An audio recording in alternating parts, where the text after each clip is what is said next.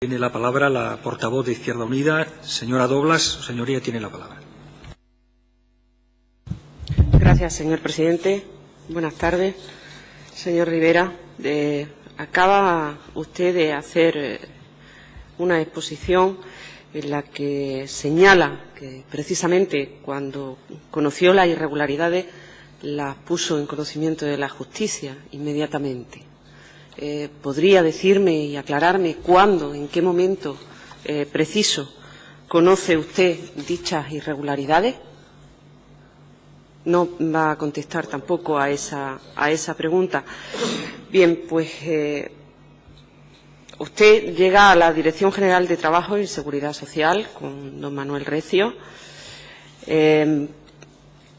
y ha permanecido en su cargo hasta su cese en mayo. En junio de 2012. Perdón, señora Doblas. Creo haber escuchado que usted ha corregido a la señora Doblas diciendo hasta junio, en lugar de hasta mayo. Le ruego que cuando diga cualquier cosa pulse el botón para que quede grabado oportunamente. Corrijo esa parte de mi intervención. Mi cese efectivo fue con fecha de efecto 12 de junio del presente año. El cese se produce como consecuencia de la imputación, ¿no es cierto? Cuando usted llega a la Dirección General, don Manuel Recio le dio instrucciones, según ha declarado, de no conceder más ayuda, salvo las que pudiera ordenar el viceconsejero Justo Maña.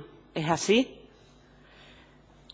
¿Podría interpretarse eso como que elimina el consejero ciertos poderes que tenían conferidos los anteriores directores generales de Trabajo y Seguridad Social, confiriéndoselos o trasladándolas al viceconsejero?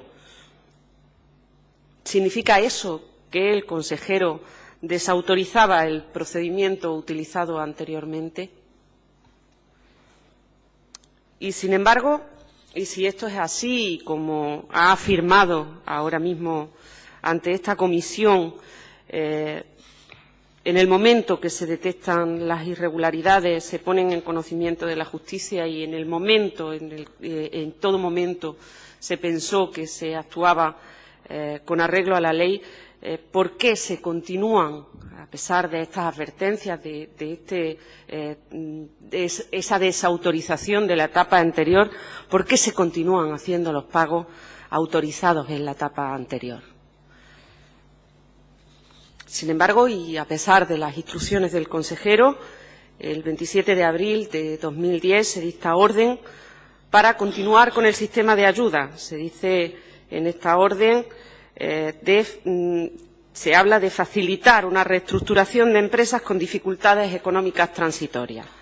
El sistema de ayudas anterior en similares condiciones al procedimiento anterior. ¿No es así? ¿Advierte usted el hecho de que el sistema seguía sin contar con un procedimiento de fiscalización previa y que los controles posteriores no se llevan a cabo? ¿Prepara usted esa orden con el consejero y el viceconsejero? ¿Se trata en el Consejo de Dirección de la Consejería? Parece que es una cuestión que tiene una evidente relevancia en todo este proceso. Una orden, o sale la orden de la cabeza del consejero. ¿Qué equipo técnico analiza esta orden y los cambios que eso introduce con respecto al procedimiento anterior? Porque, en definitiva, la llegada del nuevo equipo supone, más que dar carpetazo al sistema anterior, darle ciertos visos de legalidad. Pero lo cierto es que no llega a instaurarse el procedimiento, ni siquiera el procedimiento de control posterior. ¿No es así? ¿Puede usted decirme si efectivamente llega a instaurarse el procedimiento de control posterior de las ayudas? Dice usted en su declaración que hay al menos 7 organismos dentro de la institución que no le advierten de que el procedimiento no era el idóneo. pero no es cierto también que el procedimiento estaba configurado para escapar a los controles de dichos organismos. Por eso se encarga un informe jurídico a un bufete externo. Le advirtió Márquez, el señor Márquez, de la existencia de un informe jurídico externo. Usted declara que lee ese informe, pero que como nadie le advertía, nadie dentro de la institución le advertía, pues, ¿qué ocurre? Consideró entonces que ya no era responsabilidad suya. Consideró que no había que pedir un informe técnico a todos esos organismos que usted dice que no le advirtieron. Esto, perdone usted, parece como una cuestión muy infantil, ¿no? A mí mamá no me ha prohibido meter los dedos en el enchufe. Pero claro, es que usted sabía que el enchufe daba corriente. ¿No es cierto? Que estaba advertido de una cierta ilegalidad o irregularidad y, sin embargo, no pone eso en conocimiento de los servicios jurídicos de la Consejería.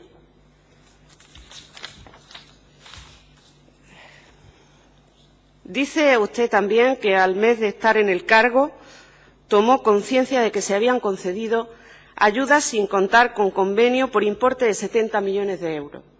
Es en ese momento cuando usted, como ha dicho en su declaración inicial, advierte a la justicia de que ha habido ayudas irregulares. Sin embargo, justifica que las pólizas se tenían que seguir pagando porque de las mismas dependían el cobro de las ayudas a unos 6.000 prejubilados. ¿Significa eso que el fin justifica los medios? ¿Justifica el fin la continuación de un procedimiento que ha permitido la desviación de poder, la arbitrariedad en las ayudas y la inclusión de intrusos? ¿Ese fin justificaba todo lo anterior? ¿Por qué ese fin lo justifica y no lo justifica el de los trabajadores de empresas de toda Andalucía que vivieron el drama de un expediente de regulación de empleo sin privilegios, sin ayuda? ¿No era más lógico separar lo legal de lo ilegal o irregular, continuar con el pago de aquello que no tenía irregularidades y remitir al juzgado lo que efectivamente aparecía con visos de ilegalidad? Pero en una nueva vuelta de tuerca, en ese punto final que trata de seguir con el procedimiento, se revisan expedientes y se reorganizan. ¿Quién ordena la revisión de esos expedientes? ¿Cuál es la finalidad de esa reordenación? Porque evidentemente no fue pagar las pólizas legales o no irregulares. Esa no parecía la finalidad. Es decir, si no existían los expedientes o estos eran irregulares, la reordenación solo tiene una interpretación, que es la de tapar irregularidades. ¿Lo considera usted así? ¿Quién nombra a doña María José Rofa? ¿Quién la ratifica después de la salida del señor Márquez? ¿Ante quién responde? ¿Qué participación tiene ella en la reordenación de todos los expedientes? Es cierto que en el fin de semana del 20 y 21 de noviembre del 2011 se trabajó de forma oculta en la Consejería para esa reelaboración de los expedientes. Es cierto que esos trabajos se desarrollaron con su supervisión, con una participación activa de usted, señor Rivera. Es cierto que en un momento de ese fin de semana, el domingo, llegaron a acudir el señor Recio y el señor Maña. ¿Dieron también su supervisión a la reordenación y reorganización de expedientes de los que habla doña María José Rofa en su declaración? Es cierto que guardan todo en lápices USB y que tratan de no dejar rastros, según las palabras de doña María José Rofa. ¿Quién supervisa y toma las decisiones sobre los expedientes que ya han sido reordenados o reorganizados? ¿Quién los clasifica y establece cuáles contienen irregularidades y cuántos no lo hacen? ¿Quién supervisa y toma las decisiones sobre qué documentación ha de enviarse al juzgado finalmente? Y a pesar de todo, dice usted ante el juzgado que usted puede tener responsabilidad política y no penal. ¿Por qué? ¿Dónde cifra usted esa responsabilidad política? Y mire usted, yo creo que este es el momento de decir dónde cifra usted esa responsabilidad política, porque este es el sentido de esta comisión. Y yo, en nombre del Grupo de Izquierda Unida, le pido que conteste a esa responsabilidad política que usted mismo ha advertido ante el juzgado, que la sitúe, que la defina, que la delimite con sus parámetros, no con los de otros, con sus parámetros. Usted mismo ha introducido esa posibilidad. Y este es el sentido de una comisión de investigación parlamentaria. Y esto es lo que estamos tratando de dirimir. Y dice usted que tiene el deseo de colaborar con esta institución. Yo, en nombre del Grupo de Izquierda Unida, le solicito encarecidamente que de verdad responda a esa responsabilidad política. ¿Dónde está? En no parar el procedimiento, en continuar sufragando ayudas que eran irregulares, en no establecer los controles precisos para evitar la desviación que presuntamente ocurre en la empresa Surcolor. Y por cierto, y hablando de Surcolor, ¿supo justo Maña, el señor Maña, como responsable de seguir otorgando las ayudas, lo que ocurrió en Surcolor? ¿Supo del pago de una ayuda a CICO para pagar supuestamente una minuta del despacho del señor Garrigues? Puedo entender que era conocedor de todos estos hechos, dado que era el responsable, según el señor Recio, como usted ha declarado, del pago de las ayudas, era el único que podía ordenarlas. Se le imputa a usted que acordó con el Consorcio de Compensación de Seguros pagar, tras la quiebra de Fortia, de la empresa aseguradora Fortia, la deuda de varias pólizas investigadas por la Dirección General.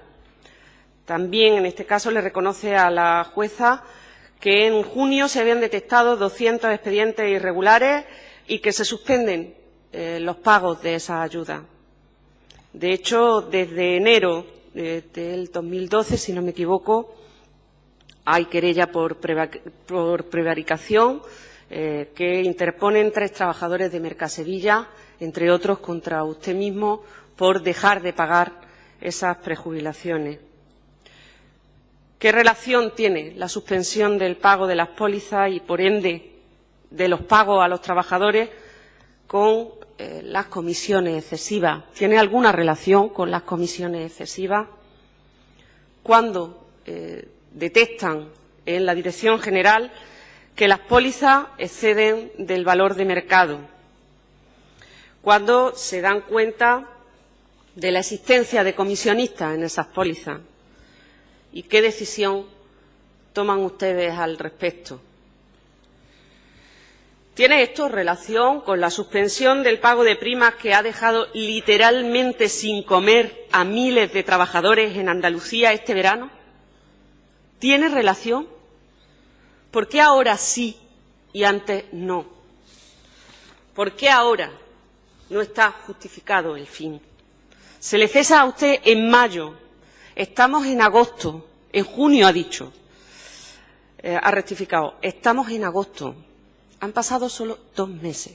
Usted tiene que saber necesariamente esta respuesta, que entiendo no afectan a su imputación, o si le afectan, sea consciente, afectan también a miles de trabajadores, a familias enteras Y es su responsabilidad política darle una respuesta a todas esas familias.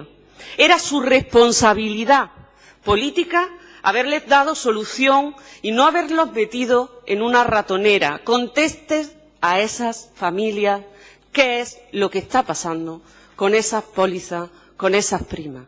Al menos conteste eso. Por mi parte, no hay más preguntas.